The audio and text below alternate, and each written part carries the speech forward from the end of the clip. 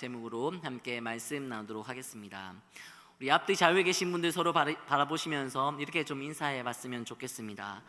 예배 드리는 자리로 인도받으신 것 축하합니다. 인사합시다. 네, 축하드립니다. 네, 우리는 매주 교회로 예배 드리는 자리로 인도하시는 하나님의 은혜를 경험하면서 살아가고 있습니다. 여러분, 교회에 나온다고 하는 것, 교회에 나와서 예배 드릴 수 있다고 하는 것, 이건 우리의 결심과 우리의 의지의 결과가 아니라 하나님께서 우리에게 베풀어 주신 아주 크나큰 은혜의 결과예요. 그러므로 우리는 매주 이 자리를 지키면서 하나님이 우리에게 은혜를 베푸신 것이라는 사실을 깨닫고 그 은혜를 베풀어 주신 하나님께 늘 감사드리는 자들로 살아가셔야 합니다. 그러나 우리에게 베푸신 하나님의 은혜가 이 교회로 인도받아 예배 드리는 것뿐이라고 할 수는 없죠. 살면서 마주하는 여러 상황 속에서 우리는 우리를 향한 하나님의 세밀하신 은혜의 손길을 마주할 수 있습니다. 이러한 하나님의 은혜를 어떻게 인식하고 있고 또 어떻게 생각하고 있느냐에 따라서 삶에 대한 우리의 태도가 달라집니다. 신방을 하다 보면 정말 열심히 충성하고 헌신하는 성도들을 만날 때가 있어요. 주어진 일을 열심히 교회를 충성되게 감당하는 그런 성도님들이 계시죠. 이분들의 열정적이고 헌신적인 모습을 보면서 교육자지만 스스로 부끄럽게 느끼기도 하고 또 큰 도전을 받기도 합니다. 이렇게 교회를 위해 열정적이고 헌신적으로 섬기시는 분들과 대화를 나눌 때 빠짐없이 등장하는 단어가 있는데, 여러분 혹시 그 단어가 어떤 단어인지 아시겠나요? 네, 그 단어는 바로 은혜라고 하는 거예요. 하나님께 받은 은혜가 커서, 그 은혜가 정말 감사해서 아무것도 하지 않고는 내가 견딜 수가 없다고 하는 거예요. 그래서 열정적이고 헌신적으로 섬기는 모습을 통해 자신이 하나님께 받은 은혜와 사랑을 증거하고 또 귀한 일에, 그 귀한 일에 쓰임받고 있다는 사실에 감격하면서 계속해서 이 열정을 다해 교회와 성도들을 섬기고 헌신의 삶을 계속해서 이어간다고 하는 것이죠. 이와 같이 자신이 하나님께 은혜와 사랑을 받았다고 하는 사실이 정말 귀하고 감사해서 그 은혜와 사랑의 힘으로 수고하고 헌신함으로 하나님의 은혜와 사랑을 보여주고 그 크신 은혜와 사랑을 증거하는 자들, 또 그러한 은혜와 사랑을 베풀고 실천하는 자들을 통해 교회와 믿음의 공동체는 부흥할 수 있고 성장할 수 있습니다. 우리 안에 이와 같이 하나님께 받은 은혜와 사랑으로 또 누군가에게 은혜와 사랑을 베푸는 선순환이 계속해서 이어짐으로 우리 새벽이슬 청년 공동체가 더 굳건한 믿음의 공동체로 세움받고 또 성장할 수 있게 되기를, 또 부흥할 수 있게 되기를 주님의 은혜에 의지하여 간절히 소망하고 축복합니다. 오늘 본문의 말씀은 앞장인 8장 말씀과 연속선상에서 이해할 수 있는 말씀이에요. 우리가 8장을 건너뛰었는데요, 이 8장 내용을 간단하게 살펴보도록 할게요. 혹시 성경을 가지고 계신 분들은 8장 제목을 한번 찾아봐 보시기 바랍니다. 8장 제목은 다윗이 어디로 가든지 이기다, 이렇게 기록되어 있습니다. 이 8장에는 다윗이 블레셋과 모압과 소바, 아람과 에돔을 대상으로 전쟁을 한 내용이 기록되어 있어요. 근데 그들과의 전쟁에서 다윗이 모두 다 이겼다고 하는 것이죠. 본문에는 다윗이 패배하지 않고 이길 수밖에 없었던 이유가 분명하게 기록되어 있습니다. 우리 본문 8장 6절 말씀을 같이 한번 읽어보도록 하겠습니다. 함께 읽습니다. 다윗이 다메섹 아람에 수비대를 두매 아람 사람이 다윗의 종이 되어 종을 바치니라. 다윗이 어디로 가든지 여호와께서 이기게 하시니라. 네, 또 이어지는 본문 8장 14절 말씀도 같이 한번 읽어보도록 하겠습니다. 함께 읽습니다. 다윗이 에돔에 수비대를 두되 온 에돔에 수비대를 두니 에돔 사람이 다 다윗의 종이 되니라. 다윗이 어디로 가든지 여호와께서 이기게 하셨더라. 네, 본문 8장은 다윗이 어디로 가든지 이겼다는 사실을 소개하고 있는데, 여기 보시면 다윗이 그렇게 승리할 수 있었던 비결을 분명히 밝히고 있습니다. 다윗이 어디로 가든지 이기고 승리할 수 있었던 비결, 그 비결이 뭔가요? 여호와 하나님이 이기게 하셨기 때문이에요. 전쟁의 승패는 지략이나 숫자에 달려있는 게 아니고 경험이나 연륜에 따라서 결정되는 것도 아니에요. 여러분, 전쟁은 하나님 손에 달려 있습니다. 그래서 본문은 다윗이 전쟁에서 승리했다고 하는 사실을 소개하면서도 그것이 다윗의 어떠함 때문이 아니라, 다윗이 가지고 있는 무엇 때문이 아니라 하나님께서 다윗으로 하여금 이기게 하셨기 때문에 다윗이 어딜 가든지 이겼다라고 하는 사실을 증거하고 있는 거예요. 자, 그런데 감사하게도, 정말 다행스럽게도 다윗이 이러한 사실을 알고 있었습니다. 이 부분을 정확하게 짚고 넘어가야 되는데, 여러분, 우리가 살펴보진 않았지만 다윗 이전에 이스라엘의 왕이 되었던 사람이 있습니다. 그는 바로 사울인데, 이 사울은 하나님께 버림받은 그런 왕이었죠. 근데 그 배경과 이유가 다 전쟁과 관련되어 있어요. 사울은 하나님께 두 번이나 큰 잘못을 범했는데, 첫 번째는 이스라엘이 블레셋과의 전쟁을 앞두고 있었을 때 발생했습니다. 이스라엘은 전쟁하기 전에 하나님께 꼭 제사라고 하는 의식을 거쳤어요. 물론 이 제사라고 하는 의식 때문에 전쟁에서 승리한 것은 아니었죠. 이스라엘 백성들이 전쟁하기 전에 제사를 드린 것은 그 제사를 중요하게 생각했기 때문이 아니라 그 제사를 받으실 하나님께서 전쟁을 주관하신다고 하는 사실을 믿고 있었기 때문입니다. 그래서 하나님의 도심과 하나님의 인도하심을 간구하기 위해 하나님께 제사를 드리고 전쟁을 감당했던 것이죠. 근데 이 제사는 누구나 자기 마음대로 드릴 수 있었던 게 아니라 하나님께서 임명하신 구별된 직분을 맡은 사람만이 이 제사를 집례할 수 있었죠. 그래서 당시 전쟁을 앞둔 상황에서 선지자로 임명받은 사무엘이 와서 제사를 집례해야 되는데 사무엘이 오지 않는 거예요.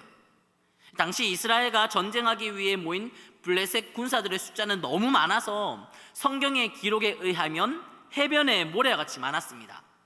그 많은 군사들을 보고 이스라엘 군사들은 싸우기도 전에 기겁하고 이미 전의를 상실했죠. 그런데 제사까지 늦춰지고 계속 기다려야 하는 상황이 이어지자 이스라엘 군사들은 흩어지기 시작했고 결국 600명밖에 남지 않았습니다. 그래서 답답한 마음에 또 더 이상 기다릴 수 없을 것 같다라고는 생각에 당시 이스라엘의 왕이었던 사울은 하나님이 정하신 법을 무시하고 자신이 스스로 하나님께 제사를 드렸던 거예요. 여러분, 사울이 왜 제사를 드렸을까요? 전쟁의 승패가 하나님께 달려있다는 사실을 믿지 않았기 때문이에요. 그는 제사라고 하는 의식이 전쟁의 승패를 좌우한다고 생각했던 겁니다. 그리고 사울에게 있어서는 전쟁에서 승리하는 것이 하나님의 말씀에 순종하는 것보다 더 중요했어요. 그래서 그는 하나님이 정하신 법을 무시하고 자기 스스로 자기 마음대로 제사를 드린 거예요. 이 일을 계기로 사울은 뒤늦게 도착한 사무엘 선지자로부터 망령된 일을 행하였습니다. 그런 지적을 받습니다. 그리고 그의 나라가 길지 않을 것이라고 하는 예언을 들어요. 자, 그런데 사울의 잘못은 거기서 끝이지 않았습니다. 이후에 하나님은 사무엘 선지자를 통해 이 사울 왕에게 아말렉과의 전쟁을 명령하십니다. 하나님께서는 그 전쟁에서 반드시 승리할 것이라고 약속하시면서 사울에게 아말렉에 속해 있는 모든 사람들과 또 아말렉의 모든 가축들을 하나도 남김없이 다 진멸시키라고 명령하세요. 정말 사울은 하나님의 약속대로 아말렉과의 전쟁에서 승리했어요. 그런데 사울은 그 전쟁에서 승리하게 하신 하나님께 영광을 돌리지 않고 자신을 위한 기념비를 쌓습니다. 그리고 아말렉의 왕과 더불어 하나님께 제사를 드린다는 그럴듯한 명목으로 아주 기름지고 보기 좋은 가축들은 죽이지 않고 살려두었죠. 하나님의 말씀에 불순종한 이 일로 인해 사울은 하나님께 버림받습니다. 그리고 그는 악신에 시달리다가 결국 스스로 자신의 인생을 마무리하죠. 이 두 번의 전쟁은 사울이 평소 하나님을 어떻게 생각하고 있었느냐를 보여주는 사건이에요. 이 사울은 전쟁의 승패를 주관하시는 하나님을 의지하지 않고 자기 자신의 신념을 앞세운 사람입니다. 그리고 하나님을 높이려고 하는 마음보다 자기 자신을 높이고 자기 자신을 드러내는데 혈안이 나 있었던 사람이죠. 이러한 삶의 태도와 또 하나님의 뜻, 하나님의 말씀에 불순종하는 모습과 자신을 드러내는 모습으로 나타났다고 하는 겁니다. 자, 그런데 본문에 등장하는 다윗에 관해 설명할 때는 다윗이 어디로 가든지 하나님께서 이기게 하셨다고 기록되어 있어요. 만약 다윗이 사울같이 하나님이 말씀하신 대로 전쟁을 감당하지 않고 하나님 말씀에 불순종했다면 하나님께서 다윗으로 하여금 전쟁에서 이기게 하셨다고 하는 기록은 등장하지 않았을 겁니다. 그리고 만약 그랬다면 사울같이 다윗도 비참하고 불행한 인생을 살았다고 하는 기록이 이어졌겠죠. 근데 본문은 다윗이 전쟁에서 이겼다는 사실과 더불어 그 중심에 여호와 하나님께서 계셨다고 하는 사실을 증거합니다. 자, 이것은 주어진 전쟁을 감당하는 다윗의 모습이 하나님께 철저하게 의존적이고 순종적이었다고 하는 것을 의미합니다. 자기 자신을 앞세우고 자신을 드러내는 일에 혈안이 나 있었던 사울과는 분명히 다른 모습이었다고 하는 것이죠. 자, 그러나 이와 같이 사울과 다른 이 다윗의 모습, 그리고 그들을 대하는 하나님의 모습을 통해 우리가 착각하기 쉬운 사실이 하나 등장합니다. 그것은 바로 사울은 하나님의 말씀에 불순종했기 때문에 버림받은 것이고, 다윗은 하나님의 말씀에 순종했기 때문에 쓰임받은 것이다, 그렇게 생각한다는 거예요. 여러분, 정말로 그럴까요? 그렇지 않습니다. 자, 하나님께서는 사울과 다윗에게 동일하게 명령을 하세요. 자, 그러나 하나님이 하신 명령은 그 명령에 대한 순종의 여부, 즉 이 사람이 말씀에 순종할 것인지 순종하지 않을 것인지를 파악하기 위한 명령이 아니에요. 여러분, 전지전능하신 하나님은 이미 하나님이 하신 명령에 대해 사울이 어떻게 행동할 것이고 다윗이 어떻게 반응할 것인지 다 알고 계십니다. 그럼에도 불구하고 하나님이 그들에게 명령을 하시고 순종을 요구하시는 이유가 무엇일까요? 그가 하나님께서 택하신 하나님의 자녀인지 아닌지를 온 천하에 밝히 드러내시기 위해서입니다. 사울은 왕으로 선택된 사람이긴 하지만 하나님의 자녀로 선택된 사람은 아니에요. 하나님의 자녀가 되도록 인도하시는 하나님의 은혜가 그에게는, 이 사울에게는 주어지지 않았습니다. 그래서 그는 하나님의 은혜와는 거리가 먼 삶을 살았던 것이고, 그래서 실패할 수밖에 없었던 거예요. 근데 다윗은 하나님의 자녀로 선택받은 사람이죠. 그래서 다윗이 어디에서 무엇을 하며 살든지 하나님께서 그와 함께 하십니다. 그 결과가 다윗이 감당한 전쟁에서 숫자와 상관없이, 환경과 상관없이, 상황과 관계없이, 자격이나 능력과 상관없이 하나님으로 말미암은 승리가 계속해서 주어지는 모습을 통해 드러나고 있고 나타나고 있고 증거되고 있는 거예요. 그런데 이러한 하나님의 은혜는 하나님의 은혜를 받은 자만이 행할 수 있고 실천할 수 있는 구별된 모습과 행동을 통해서도 계속해서 증거됩니다. 오늘 본문이 이러한 사실을 증거하고 있는 거예요. 오늘 본문인 이 사무엘하 9장 말씀은 8장에 기록된 말씀, 즉 어디로 가든지 전쟁에서 이기고 승리를 거둔 다윗이 무엇을 실천하고 있는가를 우리에게 보여주고 있습니다.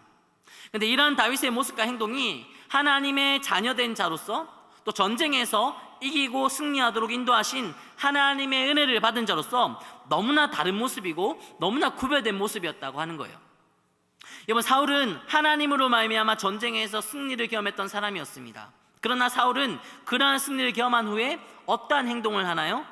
하나님의 말씀에 불순종합니다.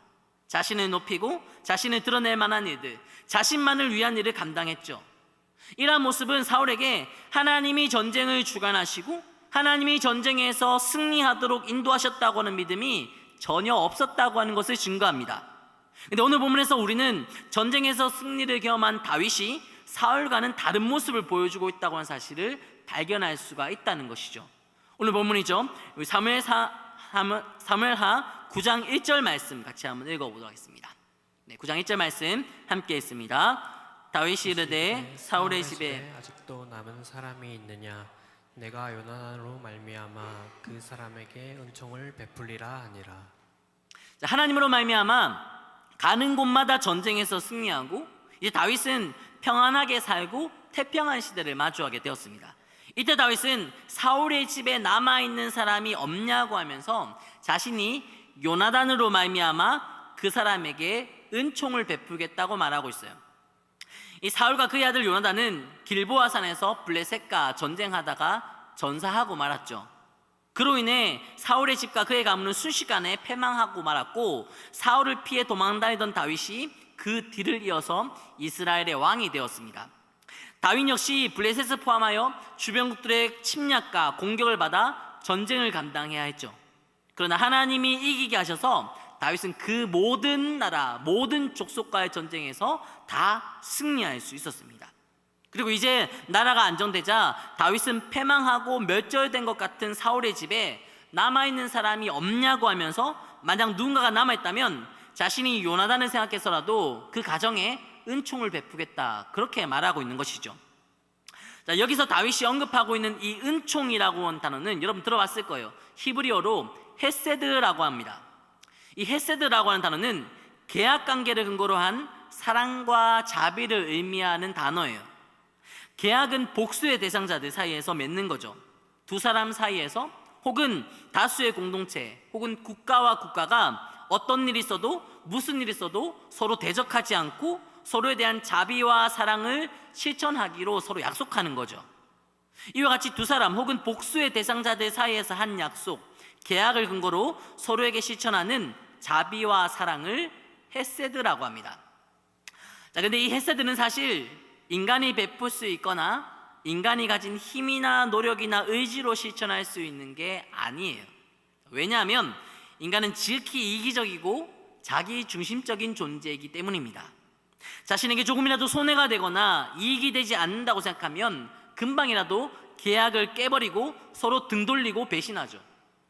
이게 성경의 기록이고 우리의 역사가 보여주고 있는 모습이에요. 그리고 사람들과의 약속을 너무나 쉽게 망각해버리는 우리 자신의 모습이기도 하죠. 또 사람들로부터 수시로 배신당하는 우리의 일상이 이러한 사실을 증거하고 있습니다. 그래서 이 헤세드는 하나님에게만 사용하고 하나님께만 적용될 수 있는 단어예요. 하나님만이 약속하신 것을 이루시고 성취하시고 깨지 않으시는 신실하신 분이시기 때문입니다. 그러나 그렇다고 해서 우리가 이 헤세드를, 이 은총을 도무지 실천할 수 없는 것은 아니에요. 하나님께 헤세드의 은혜를 경험한 자들로서 우리 또한 그 은혜를 힘입어 헤세드를 실천할 수 있습니다. 다윗이 지금 그 헤세드를 실천하겠다고 하는 거예요. 자신이 감당할 수 없는 일을 하게 하신 하나님의 은혜, 자신이 누릴 수 없는 승리를 누리게 하신 하나님의 은혜, 그 크신 하나님의 은혜를 받은 자로서 자신도 그 은혜, 즉 헤세드를 실천하겠다고 하는 것이죠. 여러분, 이런 사실을 분명히 깨닫기 위해서 이 헤세드를 베푸겠다고 하는 다윗의 의도를 조금 더 살펴봅시다. 다윗은 지금 요나단으로 말미암아 사울의 집에 헤세드를 베푸겠다고 말하고 있는데요, 왜 요나단으로 말미암아 헤세드를 베푸겠다고 한 것일까요? 요나단과 맺은 계약 때문입니다. 근데 그 계약이 철저하게 하나님 의존적이에요. 사무엘상 20장 15절 말씀 우리 같이 한번 읽어보도록 하겠습니다. 함께 했습니다. 여호와께서 너 다윗의 대적들을 지면에서 다 끊어버리신 때에도 너는 내 인자함을 내 집에서 영원히 끊어버리지 말라 하고. 이 말을 하고 있는 사람은 요나단이에요. 이때가 언제냐면 요나단의 아버지 사울이 다윗을 죽이려고 할 때입니다. 사울이 다윗을 시기하고 죽이려고 했기 때문에 다윗은 사람들 눈에 띄면 안 되는 도망자로, 지명수배자로 살게 되는데, 그렇게 살기 바로 직전에 요나단이 다윗에게 한 말이에요. 사울은 다윗을 죽이려고 했지만 사울의 아들이었던 요나단은 이 다윗을 사랑했습니다. 여러분, 요나단이 다윗에게 베푼 호의와 친절과 사랑이 헤세드이고, 이게 바로 하나님의 은혜를 경험한 사람만이 베풀 수 있는 헤세드예요. 다윗은 요나단으로부터 이렇게 분에 넘치는 사랑과 은혜를 받았던 것이죠. 여러분, 그런데 다시 사무엘상 20장 15절 말씀을 잘 보세요. 다시 한번 띄워봐 주시기 바랍니까? 네, 제가 말씀드릴 때까지 이 본문의 말씀이 좀 띄워놔 주시기를 바랍니다. 자, 지금 상황은 다윗이 죽음의 위협 가운데 놓여 있는 상황이에요. 그래서 이제 다윗은 왕궁을 떠나서 숲으로, 동굴로, 광야로, 아무도 없는 곳으로 도망가기 직전이에요. 근데 이때 요나단이 다윗에게 한 말이 이 말인데, 여러분, 이 말이 이해가 되시나요? 지금 자비를 베푸고 있는 대상은 요나단이에요. 이제 곧 도망자로 살아가게 될 다윗은 자신을 죽이려고 하는 사울의 아들 요나단이 베푸는 과분한 은혜를 받고 있습니다. 근데 요나단은 다윗에게 뭐라고 하나요?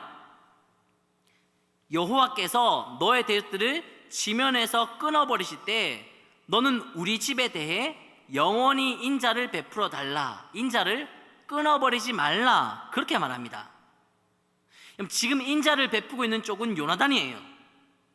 다윗은 그 요나단의 인자로 인해 겨우 목숨을 부지하고 있는 상황이죠.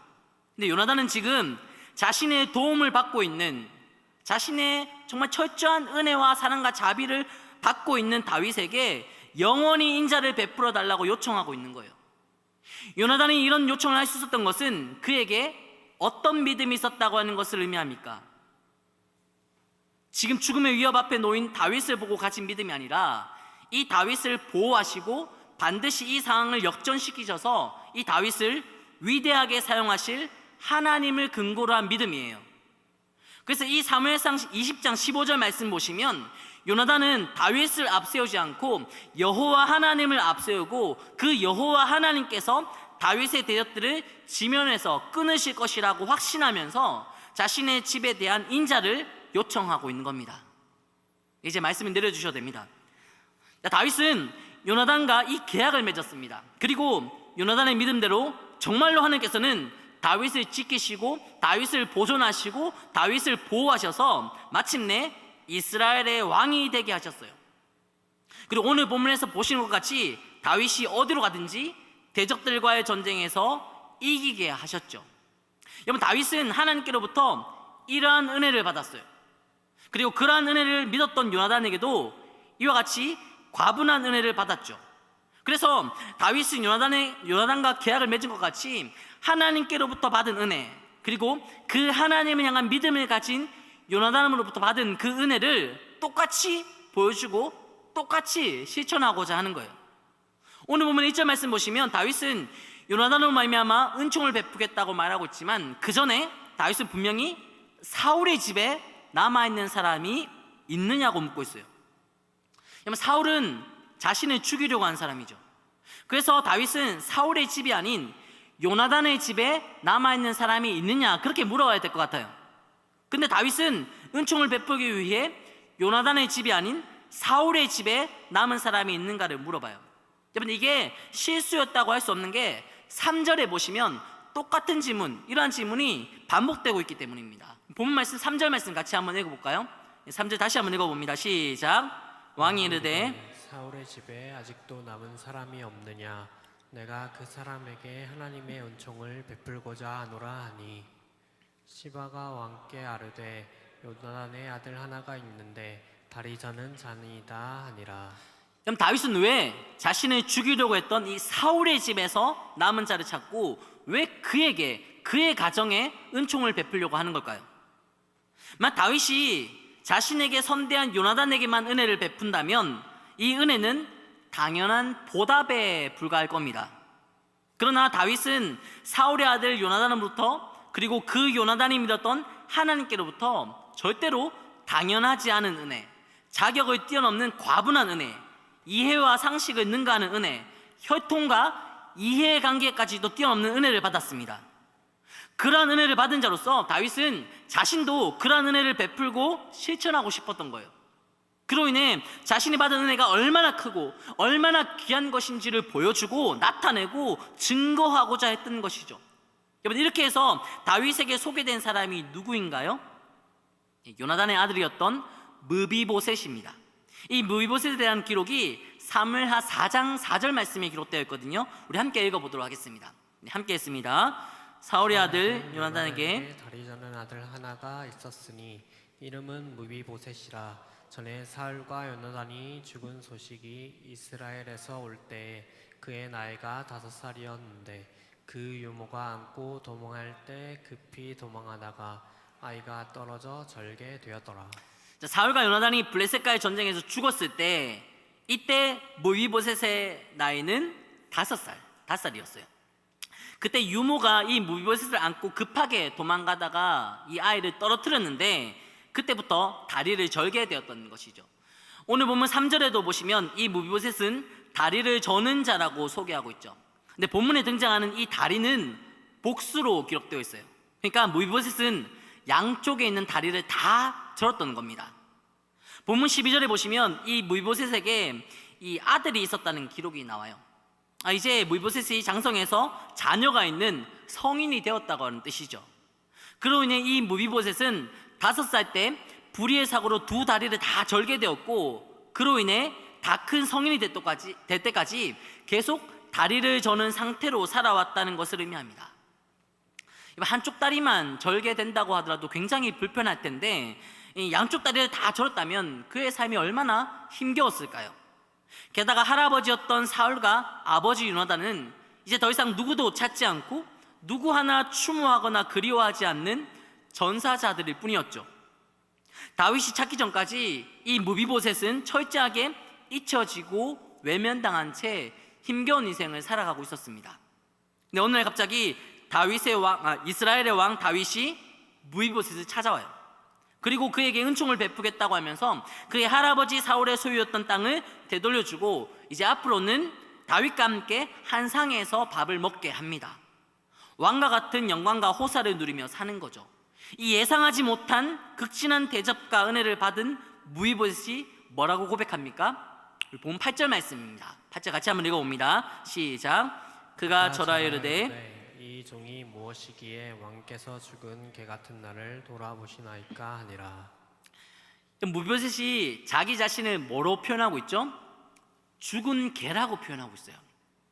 사람 같지도 않은 자신을, 어느 것 하나 기대할 수 없고 어느 것 하나 온전치 못한 자신을 돌봐준 것에 대한 고마움과 감사한 마음을 이렇게 자신을 낮추고 비하하면서까지 표현하고 있는 것이죠.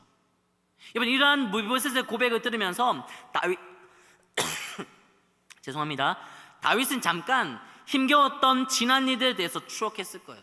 그럼 다윗도 이렇게 힘든 시절이 있었고 자신의 삶을 비관하고 절망하면서 고백한 적이 있는데, 시편 22편 말씀이죠. 6절 말씀 같이 한번 읽어보도록 하겠습니다. 함께 읽습니다. 나는 벌레요 사람이 아니라 사람의 비방거리요 백성의 조롱거리니이다. 다윗이 자신을 뭐라고 하나요? 나는 벌레라고 합니다. 도와주는 사람이 하나 없고 의지할 것 하나 없는 자신의 처지가 벌레와도 같이 느껴졌기 때문이죠. 그러나 그렇게 힘들고 그렇게 외롭고 비참하고 절망스러운 상황에서도 하나님은 다윗과 함께 하셨습니다. 나는 벌레라고, 사람들의 비방거리고 백성의 조롱거리라고 생각했지만 그런 생각을 숨김없이 드러낼 수 있는 하나님만은 다윗을 떠나시지 않고 이 다윗과 함께 하셨어요. 그분의 은혜로 벌레와 같이 아무 소망도 없던 자신을 받아주시고 비참할 때로 비참한 자신을 용납해 주시고 품어주시고 마침내 이기고 극복하게 하신 하나님의 은혜로 다윗은 이스라엘의 왕이 되는 역전된 삶을 누릴 수가 있었던 거예요.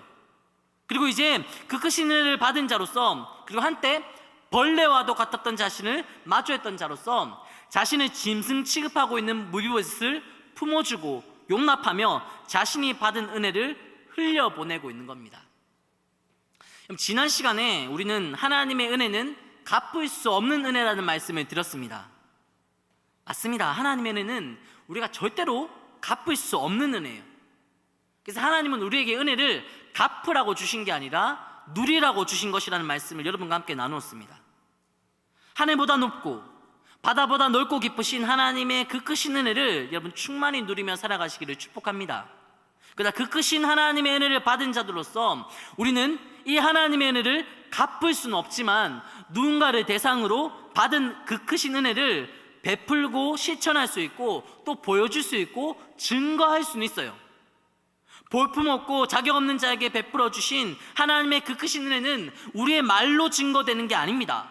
실제로 그 크신 은혜를 받고 누린 자들로서 그러한 은혜를 베풀고 실천하는 우리의 구별된 삶을 통해 보여질 수 있고 증명될 수 있고 또 증거될 수 있는 거예요. 여러분, 세상 사람들에게는 우리가 말하는 은혜라고 하는 것이 아주 생소하게 느껴질 겁니다. 그 수밖에 없어요. 왜냐하면 세상 사람들은 뿌린 대로만 거둘 수 있다고 생각하기 때문이에요. 또 받은 만큼만 돌려주면 된다고 생각합니다. 여기에는 애당초 은혜가 없고 사랑과 자비도 존재하지 않습니다. 자신이 얼마를 받았고 얼마만큼만 주면 된다고 하면서 한치의 오차도 없이 계산하려고 하는 비정함만이 작용하고 있을 뿐입니다. 자신이 조금이라도 손해보지 않고 뿌린 것만큼은 반드시 사수하겠다고 하는 냉정함만이 이글거리고 있죠. 이런 비정함과 냉정함으로 얽히고 설키고 엮인 것이 바로 세상 사람들의 관계예요.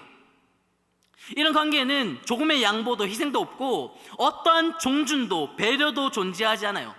왜 내가 양보하고 왜 내가 희생해야 하느냐고 하는 원망과 불평만이 있고 누구도 존중하거나 배려하면서 살지 않으려고 하는 변명만이 무성할 뿐이죠. 그러나 사랑하는 여러분, 우리는 달라야죠. 우리는 하나님께 계산할 수 없는 은혜를 받았어요. 우리가 하나님께 받은 은혜는 뭔가를 들었기 때문에 받은 것도 아니고 뭔가를 뿌린 것에 대한 보상도 아닙니다. 우리는 아무것도 들은 게 없는데 거저 받은 것이고 뿌린 것이 없는데 넘치도록 받았어요.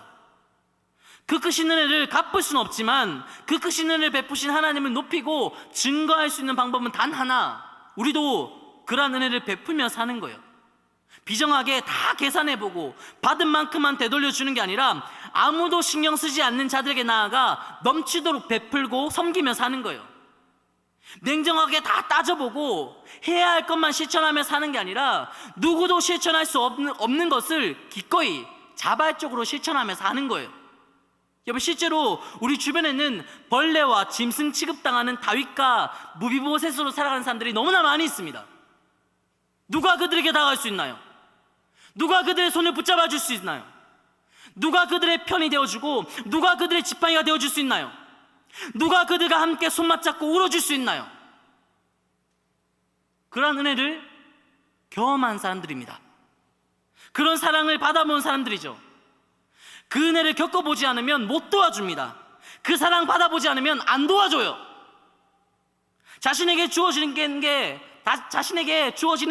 무엇인지 계산하고 자신이 얻을 만한 유익이 뭔지 생각하는 게 익숙한 사람들은 벌레와 짐승과 같은 사람들을 도와주면 남는 게 아무것도 없다고 생각하고 외면합니다.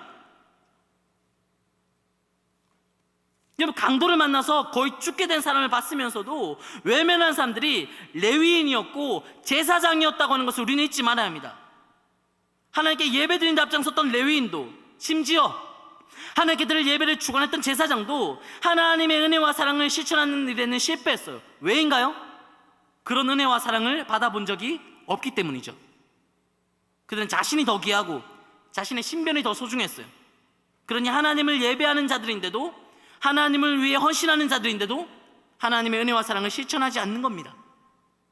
그러나 벌레와 같은 자신에게 다가와 준 은혜, 짐승과도 같은 자신을 손잡아 준 은혜, 볼품없는 자신의 편이 되어준 은혜, 연약한 자신의 지팡이가 되어준 은혜, 절망한 자신의 손 맞잡고 울어준 은혜, 그 은혜를 누려본 사람은 계산하지 않습니다. 분에 넘치는 사랑을 받아본 사람은 절대로 차별하지 않아요. 여러분, 우리 공동체에 이런 은혜, 이런 사랑이 실천되고 있습니까? 하나님을 믿고 하나님께 예배 드린다고 하면서도 이러한 은혜를 베푸지 못하는 신자, 이런 사랑을 실천하지 않는 예배자라면 그만큼 불행한 일은 없는 거예요. 마태복음 25장 37절부터 40절 말씀 우리 함께 읽어보도록 하겠습니다. 함께 읽습니다. 이에 의인들이 대답하여 이르되 주여, 우리가 어느 때에 주께서 줄이신 것을 보고 음식을 대접하였으며 목마르신 것을 보고 마시게 하였나이까? 어느 때에 나그네 되신 것을 보고 영접하였으며 헐벗으신 것을 보고 옷 입혔나이까? 어느 때에 병드신 것이나 옥에 갇히신 것을 보고 가서 배웠나이까 하리니, 임금이 대답하여 이르시되 내가 진실로 너희에게 이르노니 너희가 여기 내 형제 중에 지극히 작은 자 하나에게 한 것이 곧 내게 한 것이니라 하시고. 사랑하는 여러분, 지극히 작은 나를 위해 세상을 지으신 창조주가, 세상의 주인이신 분이 자기 목숨을 버리셨어요. 우리가 그 측량할 수 없고 형언할 수 없는 은혜를 받았는데 왜 우리는 자꾸 그 은혜를 잊어버리는 걸까요? 왜 우리 공동체 안에 여전히 헐벗고 굶주리고 목마른 지체들이 있는 걸까요? 왜 나그네 취급당하고 소외되고 거부당하는 자들이 존재하는 걸까요? 우리가 악해서 그렇습니다. 우리가 전적인 하나님의 은혜로 주어진 믿음으로 그분께 받은 자비와 사랑의 능력으로 사는 게 아니라 악한 본성대로 살기 때문이에요. 그러나 그렇게 악한 우리를 외면하시지 않고 그렇게 연약한 우리 공동체를 내버려 두실 수 없어서 하나님은 다시 우리를 말씀 앞에 세워주셨습니다.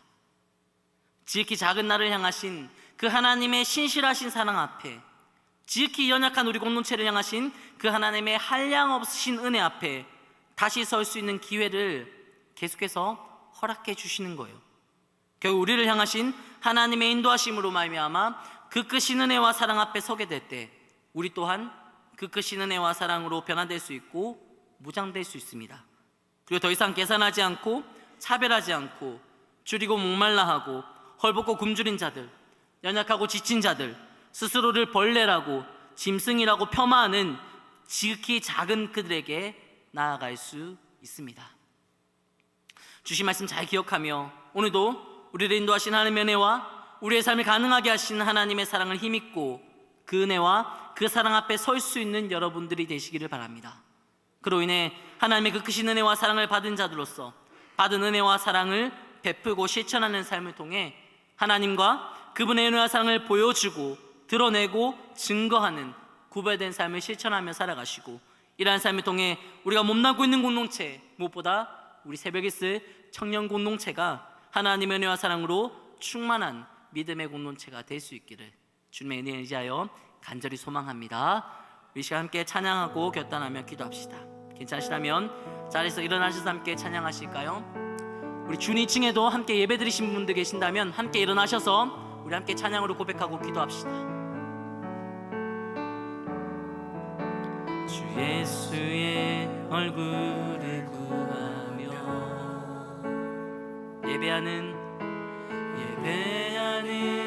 세대에 일어나 주 위에 살며 주 위에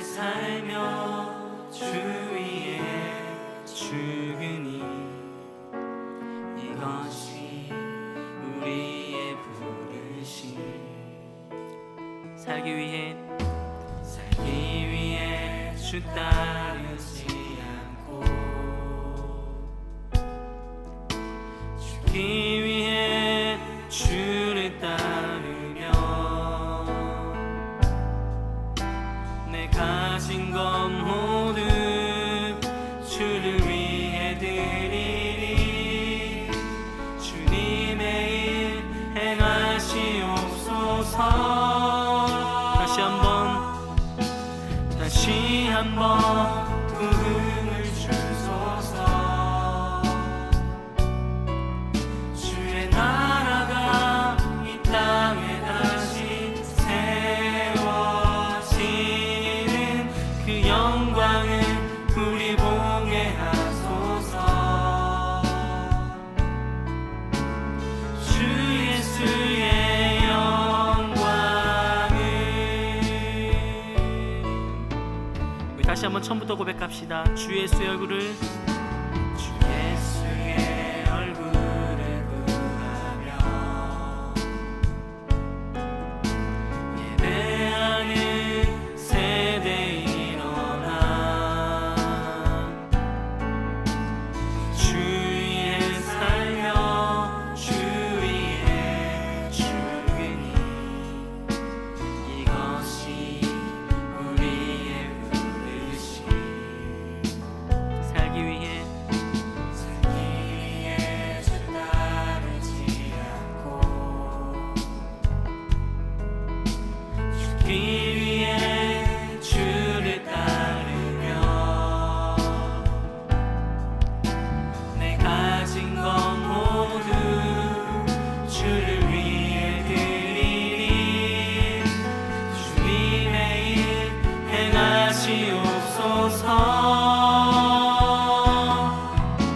다시 한번 부흥을 주소서. 주의 나라가 이 땅에 다시 세워지는 그 영광을 우리 보게 하소서. 주 예수의 영광. 다시 한번 부흥을 주소서. 다시 한번 부흥을 주소서. 주의 나라가 이 땅에 다시 세워지는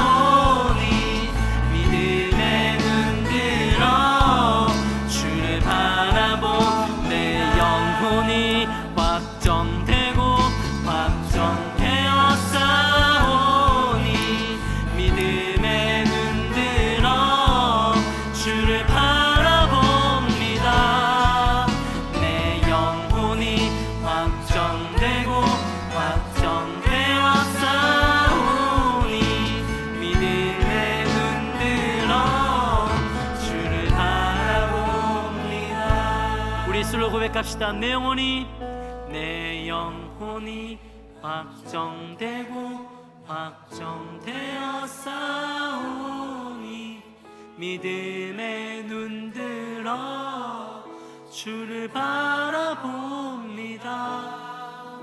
내 영혼이 확정되고 확정되어 싸우니 믿음에 눈들어 주를 바라봅니다. 우리 괜찮으시다면 일어선 그 자리에서 우리 결단하며 함께 기도합시다. 여러분, 이 시간 믿음의 눈을 들어 하나님을 바라보고 하나님께만 주목하며 기도합시다. 여러분, 하나님은 우리에게 많은 것이 아니라 모든 것을 주셨어요. 우리에게 갚을 수 없는 은혜와 측량할 수 없는 은혜를 베푸셨고 다함이 없는 사랑과 끝없는 사랑을 보여주셨습니다. 근데 그 은혜를 받은 우리는 왜 그 은혜를 베푸지 않는 걸까요? 그 사랑을 받아 누리면서 왜 우리는 그 사랑을 실천하지 않는 걸까요? 우리 자신을 앞세우기 때문입니다. 우리의 욕망, 우리의 생각, 우리의 의지, 우리의 감정, 우리의 유익, 우리 자신을 앞세우며 살기 때문이에요. 여러분, 이 시간 우리의 완악함과 우리의 교만함과 연약함을 회개하며 기도합시다. 우리가 은혜를 베푸지 못한 지체들, 우리가 사랑하지 못한 형제들, 우리가 품어주지 못한 자매들이 여기 있습니다. 하나님, 더 이상 우리의 완악함으로, 우리의 교만함으로, 우리의 연약함으로 그들을 외면하지 않게 하여 주시고 거부하지 않게 하시고 상처 주지 않게 하시고 지극히 작은 나에게 베풀어신 은혜와 사랑을 실천한 자로 살아가게 하여 주시옵소서. 계산하지 않고 따지지 않고 주님이 나에게 허락하신 은혜와 사랑을 실천함으로 증거하는 자가 되게 하여 주시옵소서. 우리 주님 한번 부르시고 다 같이 기도하겠습니다. 주여, 하나님 은혜와 사랑을 우리에게 베풀어 주시되 그 크신 은혜와 사랑을 우리에게 흘려보내주시되 하나님, 우리가 너무나 많이 무너져 있습니다. 우리의 삶이 너무나 많이 계산적이고 우리의 삶이 너무나 많이 타산적이고 우리의 삶이 너무나 많이 이기적이라서 하나님의 은혜가 아니라 하나님의 사랑으로 아니라 내 의지와 내 욕망과 나 자신 앞서며 살아가는 너무나 익숙한 우리의 삶입니다. 하나님, 물칸 우리를 용서하여 주시옵소서. 하나님, 완악한 우리를 용서하여 주시옵소서. 하나님, 연약한 우리를 용서하여 주시옵소서. 도무지 주님의 사랑과 은혜를 보여주지 못하는, 흘려보내지 못하는 완악한 짓대로 완악한 우리 약한 심령을 주님 용서하여 주시옵소서. 지극히 작은 나에게 베풀어주신 하나님의 녀석이 너무나 기쁜데 나에게 많은 것이 아니라 모든 것 베풀어 주셨는데 하나님, 계산하고 있습니다. 하나님, 따지고 있습니다. 끊임없이 빠져달라. 하나님, 공동체 가운데 지친 자들이 너무나 많고 소외된 자들이 너무나 많고 잊힌 자들이 너무나 많고 하나님, 소외된 자들이 너무나 많고 눈물 흘리는 자들이 너무나 많습니다. 하나님, 식어져버린 우리의 가슴과 얼른 맹맹해져버린 우리의 가슴을 주님 용서하여 주시옵소서. 하나님, 우리 온놓지 않에 하나님을 위한 사랑이 고백되고 있지만 실천되지는 못하고 있습니다. 하나님, 우리의 약함을 하시는 주님, 우리의 교만함을 하시는 주님, 우리의 약함을 용서하시고 우리의 죄악감을 용서하시고 우리의 완악함을 용서하셔서 주님으로 말미암아 살아갈 수 있는, 주님으로 말미암아 주님으로 말미암아 주시는 주님을 다시 한번 절거하며 그 신의 사랑을 흘려보낼 수 있는 자가 될 수 있도록 아버지 은혜를 베풀어 주시고 함께 하여 주시옵소서. 갚을 수 없는 은혜를 받은 자지만 그 신의 사랑은 그냥 우리만 간직하고 우리만 누리며 살아가는 것이 아니라 베풀라고 주시는데 내 기억하며 살아갈 수 있는 되게 하시고 일하신 나의 맘 다해 나의 그 증가하며 살아갈 수 있는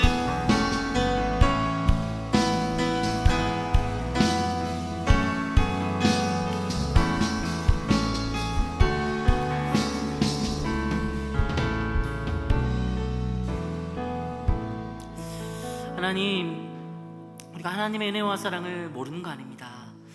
하나님의 크신 은혜와 사랑으로 말미암아 우리가 이 자리에 나와 있고 하나님의 그 크신 은혜와 사랑으로 말미암아 우리가 예배 드릴 수 있고 하나님의 그 크신 은혜와 사랑 때문에 우리가 섬김으로 사역할 수 있고 그 크신 은혜와 사랑 때문에 우리가 세상에서 구별된 자로 살아가고 있음을 우리가 다 알고 있습니다. 하나님, 우리가 어느새 그 사랑을 실천하지 않고 있습니다. 하나님, 알고 있다고 믿는 그 은혜가 우리의 삶 가운데 도무지 나타나지 않고 있습니다. 하나님, 우리의 완악함을 용서하여 주시옵소서. 하나님, 우리의 교만함을 용서하여 주시옵소서. 하나님, 우리의 부정함과 우리의 믿음 없음을 용서하여 주시옵소서. 하나님께서는 지극히 작은 나에게 많은 것이 아니라 모든 것 베풀어 주셨는데 하나님, 어느새 우리의 이기적인 마음이, 계산하는 우리의 연약한 마음이 형제들을, 자매들을 거부하고 있고 하나님, 소외시키고 있고 그들을 외면하고 있는 것을 고백합니다. 하나님, 주님은 우리를 위해 모든 것 베풀으셨는데 하나님, 우린 주님의 그 사랑을 흘려보내지 못해 날마다 나 자신을 앞세우고 나 자신의 이익과 나 자신에게 돌아올 것들을 계산하느라 베풀어 주신 그 크신 은혜와 사랑을 값싼 은혜, 값싼 사랑으로 전락시키고 있습니다. 하나님, 우리의 연약함과 우리의 완악함을 용서하여 주시옵소서. 하나님, 우리 공동체 안에 무이보셋과 같은 자들이 너무나 많이 있습니다. 우리의 도움이 필요한 자들, 우리가 입술이 되어 주어야 할 자들, 우리가 지팡이가 되어 주어야 할 자들, 우리가 손맞잡아 주어야 할 자들이 너무나 많은데 하나님, 우리가 계산하느라 그들을 놓치고 그들에 대한 사랑을 흘려보내지 못했던 것, 이 시간에 회개하오니 주님 마음을 우리에게 허락하여 주시옵소서. 주님의 사랑으로, 주님의 은혜로 다시 한번 충만한 공동체가 되게 하여 주시옵소서. 주님께서 우리에게 갚을 수 없는 은혜를 베풀었지만 이 은혜는 우리만 누리라고 준 것이 아니라 베풀라고 주신 것임을 다시 한번 기억하며, 우리 공동체 가운데 소외된 자들, 거부당한 자들, 스스로를 벌레라고, 짐승이라고 폄하시키는 자들에게 주저없이 망설임 없이 나아가 하나님의 그 크신 은혜와 사랑을 흘려보낼 수 있는 믿음의 공동체가 되게 하시고, 그러므로 하나님, 우리 공동체 안에 왕따가 사라지게 하시고 거부당하는 자들이 사라지게 하시고 혼자 외톨인 자들이 사라지게 하시고 모두가 다 같이 하나님의 은혜를 기뻐 찬양하며 한 명도 소외되는 영 없이 다 주님께 거룩한 예배자로 설 수 있는 믿음의 산증인들이 되게 하여 주시옵소서. 우리를 내버려 두시지 않고 말씀의 자리에 세우시는 주님, 말씀 가운데 순종할 수 있는 믿음과 결단 허락하여 주셔서 결국 주님의 은혜로 승리하노라고 자랑하며 그 크신 은혜와 사랑을 세상과 다른 구별된 믿음의 삶을 통해 증거하며 살아갈 수 있는, 보여주며 살아갈 수 있는 우리 새벽에서 모든 천들이 되어줄 수 있도록 은혜를 베풀어 주시옵소서. 함께 하시고 인도해 주시기만을 간절히 소망하며 우리 삶의 유일한 소망 되신 예수 그리스도의 귀하신 이름으로 기도드리옵나이다. 아멘. 이 자리에 앉아주시기 바랍니다. 새벽에서 소식 잠깐 전달하도록 하겠습니다. 범어 달고나 이번 주 본문은 시편 31편부터 39절 말씀입니다. 시편 말씀 보시면 다윗의 솔직한 고백들, 내면에 숨김없이 하나님께 다 토해내고 있는 믿음의 고백들이 나오고 있습니다. 그래서 낙심될 때, 절망될 때 저는 시편의 말씀을 자주 읽고 있는데, 여러분 시편의 말씀을 보시면서 여러분의 마음과 또 동일한 마음을 품고 있는 이 다윗이 어떻게 그 힘겨운 삶을, 어떻게 그 어려운 상황들을 극복했는지를 도전받으시고 늘 주님께서 주시는 승리를 누리며 살아가시는 여러분들이 되시기를 바랍니다. 다음 주 예배 시간에 선찬식이 있습니다. 여러분 선찬식을 기도로 잘 준비하시고 또 한 주간 거룩한 삶으로 준비하셔서 하나님의 은혜와 사랑으로, 특별히 십자가 은혜와 사랑으로 다시 한번 무장될 수 있는 기회가 되시기를 바랍니다. 내일부터 금요일까지 아브라함 중보 새벽 기도회가 진행됩니다. 여러분 새벽을 깨우셔서 특별히 방학이신 분들 있죠. 그리고 잠시 쉬는 사람들 있다면 여러분 이 시간에 기도로 잘 무장되셔서 하나님의 은혜로 충전받으시고, 그래서 섬긴 자리에서 하나님의 은혜와 사랑을 잘 흘려보낼 수 있는 여러분들 되시기를 바랍니다. 네, 이번 주에 청년 1부 수련회 은혜 가운데 잘 마무리했고요. 이제 8월 1일부터 청년 2부 수련회가 진행됩니다. 일정을 주보에 참고해 주시고요. 우리 모두가 다 함께 기도로 함께 준비하시고 또 함께 동참하셔서 하나님의 큰 은혜를 누리실 수 있기를 바랍니다. 2024년 2분기 새가족 환영회가 다음 주 4시 30분부터 나사렛 200호에서 진행됩니다. 대상이신 분들 주보를 통해서 참고해 주시고요. 우리 교회 새가족분들 참 많이 보내주시는데 이분들을 환영하는 복된 자리니 함께 협력해 주시기를 부탁드립니다. 새가족팀 목자 7월 교육이 오늘 진행됩니다. 4시 40분에 4층 청년부실에서 성경론이라는 제목으로 함께 말씀을 나누는 시간을 가질 테니 우리 해당되시는 분들 함께 동참해 주시기를 부탁드립니다. 쌍나운팀 결혼아동 후원 7월 정기 모금을 하고 있습니다. 7월 정기 모금은 오늘까지거든요. 주보 참고해 주시고 또 말씀드린 것처럼 예전과 다른 농협 계좌가 개설되었으니 주보에 나와 있는 계좌대로 입금해 주시고 동참해 주시기를 부탁드립니다. 남아공 단기 선교팀이 준비하고 있는데요. 특별히 선교팀에서 축구용품 후원을 받고 있습니다. 필요한 물품들과 장소, 기간, 후원 문의가 주보에 나와 있으니 여러분 참고하시고 함께 협력해 주시기를 부탁드리겠습니다. 계속해서 유치부 교사 모집하고 있습니다. 여러분 어린이 심령들을 사랑하시는 분들 주저하지 마시고 함께 신청하셔서 큰 유익과 또 섬김의 기쁨을 누리실 수 있기를 바랍니다. 우리 다 같이 일어나셔서 결단 찬양하시고 우리 축도하심으로 예배 마치도록 하겠습니다.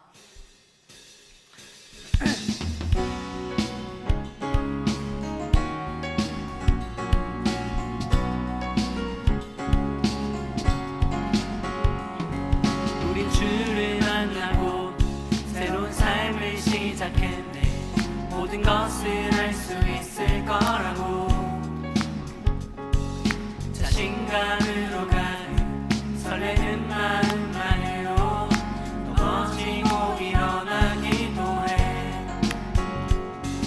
오랜 시간 서서히 차오르는 믿음을 그 걸음을 재촉하지 않고 이전마다 삶의 무게로 단단한 다짐을 주며 걸어가게 하는 신비가 있네. 오늘 수많은 문제와 고통이 우리 에워싸고 신이 하지만 주를 향한 노래는 멈출 수 없어. 할렐루야 소리쳐요. 여길 수 없는 유혹과 시험이 우릴 넘어뜨려 비웃었지만 주가 주시는 애는 멈추지 않아. 할렐루야 노래해요. 우리 주 예수의 크신 은혜와 하나님의 다함이 없는 결코 다함이 없는 사랑하심과 성령의 교통하심 또한 인도하심이 우리에게 베푸신 은혜와 사랑을 기억하며 그 크신 은혜와 사랑을 베푸고 실천함으로 흘려보내겠노라 결단하며 다짐하는 여기 모인 모든 천들의 삶 가운데 또 함께 예배드리는 예배자들의 삶 가운데 이제부터 영원까지 함께 있을지어다. 아멘.